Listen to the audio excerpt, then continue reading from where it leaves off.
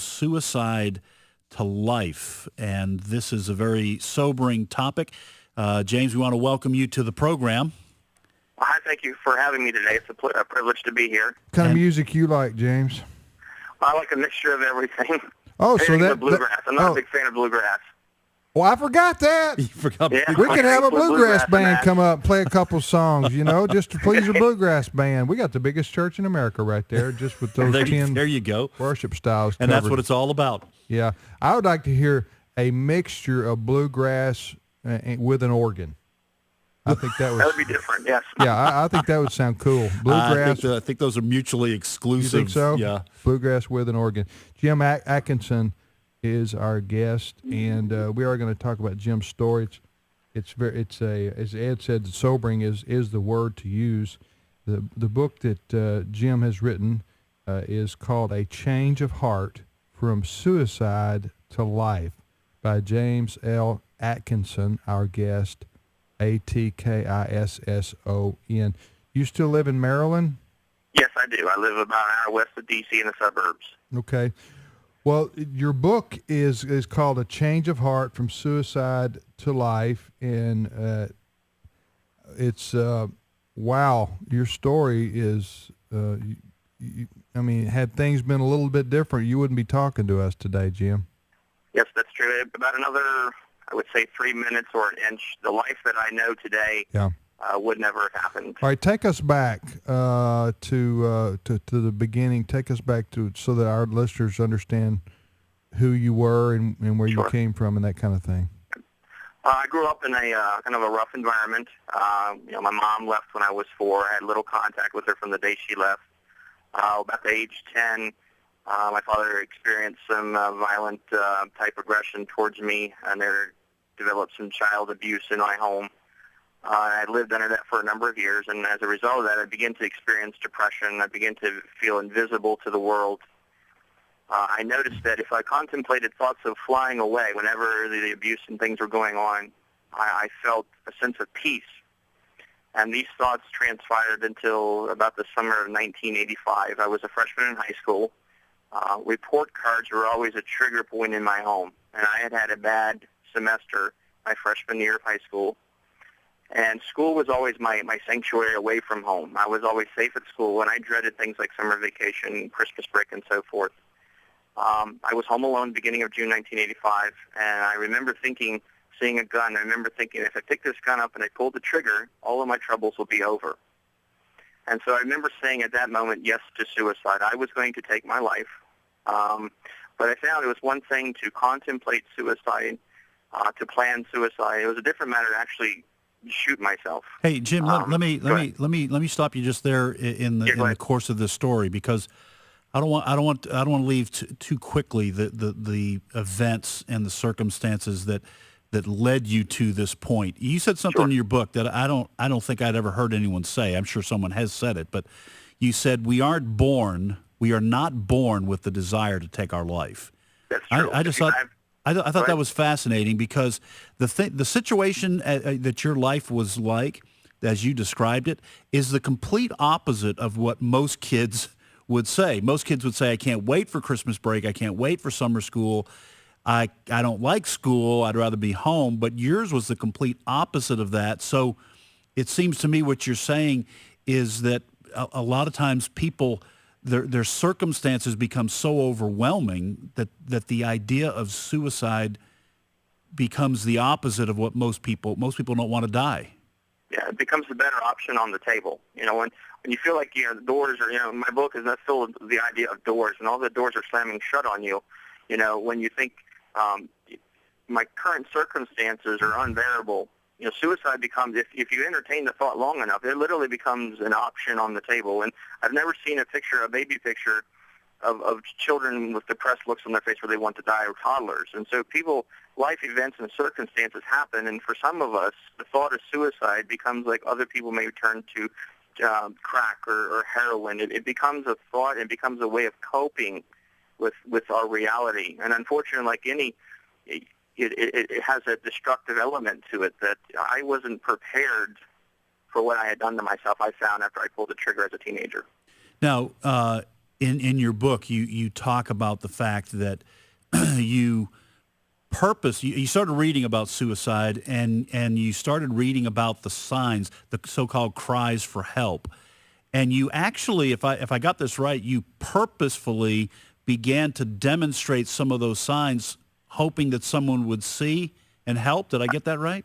I did. I can remember the very moment I was in the library, and I checked out an encyclopedia long before the internet. I checked out an encyclopedia, and I looked up suicide, and it said people who contemplate suicide demonstrate these symptoms. And so suicide had a process. I mean, I didn't just wake up one day and aim a rifle at my chest and pull the trigger. So I had to overcome my will to live. And one day I would welcome it, and other days I'd be fearful of it. So I was hoping that somebody would see the scars on my arms, they would see the attitude change in me, they would hear me talk about, I'm not going to graduate high school, and they would reach out and say, hey, what's going on in your life today? What can I do to help you? And it never came.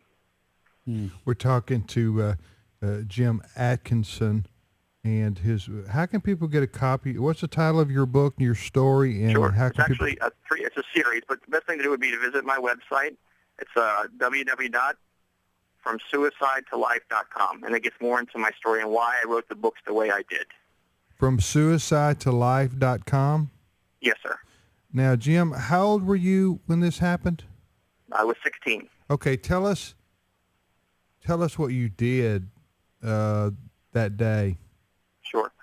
I got home from the previous night on January 23rd. I was threatened for the last time at home, and I decided on the next day, the 24th, when I got home from school, I was going to take my life. I had already had my plan laid out what I was going to do. I got off the school bus. We lived in a very rural community. The nearest ambulance was 13 miles north of me. The closest hospital was 18 miles south. The only people at home were my little brother and my grandfather. I got off the school bus. I went in the house. I wrote out my suicide note. I went into the den where the guns were kept. I smuggled out a .22 caliber rifle. I picked up one bullet. I went back into my bedroom, put on my shirt and tie. I found that suicide steals people's dignity, so I wanted to look nice when they found me. And I started to climb out of my bedroom window, and as I was climbing out, I noticed a small Gideon's Bible. I picked that up on impulse. I put it in my coat, and then I jogged about a quarter mile into the woods where nobody could find me. I came to a creek. I came to a stop at this creek. I sat down, and for an hour, I wrestled with myself to actually work up the nerve to do it. In the end, I wasn't able to do it. I started to walk back home, and I remembered the threat from the previous night, and I said it was time to end it. I went back. I sat back down on this little milk crate that was in the woods, and I looked up to heaven. I asked God to send an angel to save me. I loaded the rifle, aimed it 1 inch left of my sternum, and I pulled the trigger. And when the gun went off, I had known that I had made a mistake that I couldn't undo, and it was only by the grace of God and his interaction from that moment in time when he answered my prayer and he sent an angel to save me. You mean the rifle went off? Yes, it went off. I reached down with my thumb, and then I squeezed the trigger, and the first thing I encountered was the muzzle flash. Where'd the bullet go? It went into my chest. It broke apart. In fact, there remains a bullet fragment near my spine today. I don't know how to ask this question, Jim. Go ahead. Yep, I've heard it all, so go ahead. Why didn't you put the gun to your head? Sure. When it comes to suicide, many people will do a lot of research, and what people don't understand is there's a lot of people will put so much emphasis on their planning. I had considered a shot to the head, but as I said, the one thing that saved my life that day was my vanity. I went out of my way. I thought that a bullet through the heart would send me to heaven. But when they found me, going back to the shirt and tie moment, I wanted to look decent. And I knew if I put a gun to my head and pulled the trigger, I wouldn't have looked human, and it would have been terrible. And I wanted an open casket. And the reason why I missed my heart was I didn't pay attention to anatomy and physiology class. So I put the gun 1 inch left of my sternum as opposed to right over my sternum. And if I had known what I'd known today, I would have aimed right there. That's how intent I was on ending my life that night. So you're still alive and you're injured. Are you bleeding profusely, or what did you do? The first thing that I encountered, I remember I had to overcome the inertia and the shock of what I had done, and I laid there for a few minutes. And I was afraid to look down at my feet because I just imagined there would be a hole in me the size of a grapefruit. But when I glanced down in the corner of my eye, I saw a small feather sticking out of this down coat I had, and I thought, I can get up, shake this off, and run home and put this gun, and nobody will know the difference. But when I unzipped my coat, I saw the blood pooling down in my shirt, down in my coat. I could smell it. It was a heavy, rich, sticky smell. And I tried to prepare myself for the inevitable that once a bullet leaves the end of a gun, if there are people contemplating suicide, once that bullet leaves, you cannot ever bring it back. And I knew that there was no way that I was ever going to undo what I had just done, and I was trying to prepare myself to die. Did you walk home? No, the Spirit of God moved. It was a voice. I had never encountered the Holy Spirit before. That was the first time I heard the Holy Spirit speak to me, name a reason to live. And I remember thinking, I'd like to grow up and be a dad one day. So I told, if somebody were walking through the woods, they would have heard that little boy say, I want to be a dad. And the voice said, that's a good reason, crawl now. So I started this battle to get out of the woods. At first I tried walking, but the ground which would move and shake and trees would jump and go in front of me because of the effects of the blood loss. I kept falling, so I tried crawling. Eventually I broke the woods, and I wound up in a field. I don't quite remember how exactly I got out of these woods into this field. I felt like I had a guardian standing over me. The voice said again, call for help. And I remember, it was more like a gasp, but I called as long as I could, and I was getting ready to give up when one last time I said, for God's sake, somebody help me. And my little brother was in the house, and he felt an urgent need to go down in the woods to stack firewood. And when he got down into the woods to stack firewood, he found me, of course. And he went and got my grandfather, and they called the EMS folks. And so I had now 20 minutes or so to lay there and hope I did not die and think about my life. And so I made a vow to myself, if I lived to see another day, I would never surrender my life to suicide.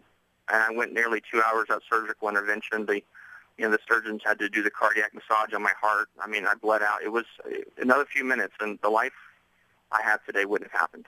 And you were not if I remember again from your book, you were not a Christian. I think you said you'd only been to church 3 times your whole life. Yes. Yeah. So we went to like Easter and weddings and that kind of thing. So there was a young lady that sat behind me, and one of my homeroom classes. She was a member of the FCA, and so she often talked about Christ and things like that. So she did reach out to me. I had a teacher that was a devoted follower of Christ, and so I would see these examples of hope. And so instinctively, as I was going, had I not taken that Bible, had I not reached out to God, I don't think I would have survived that day, because hope is so powerful. It was hope that saved my life that night. Talking to Jim Atkisson, Atkisson. What is your website again, Jim? Sure. It's www.fromsuicidetolife.com. So again, what role did that little Gideon Bible play? It was in one hand, I wrote about it. In one hand, it was like I had an instrument to destroy my life, this rifle. In the other hand, it was a love letter from God to me. In my mind, I was invisible. I had no value. My own parents had left me, were treating me like I felt like an animal. I had no purpose in life. And, when I was in an attitude of prayer, when I opened up my eyes, I believed that I was going to encounter the burning bush moment like Moses did. And when I didn't see the burning bush, I assumed even God did not care about me. And when I pulled the trigger, I was accepting my fate. That God intervened in that moment. And I remember when I heard the sounds of my brother's footsteps running, I knew in my heart that there was a very real God. He was not the stern, bearded one in the sky, and that he was demonstrating his love for me at that moment. There are times I honestly believe that he came down from heaven and carried me out of those woods. I was reading the statistics that you put in the outline about your book. I'm just going to read it here, and then you can comment on it, talking about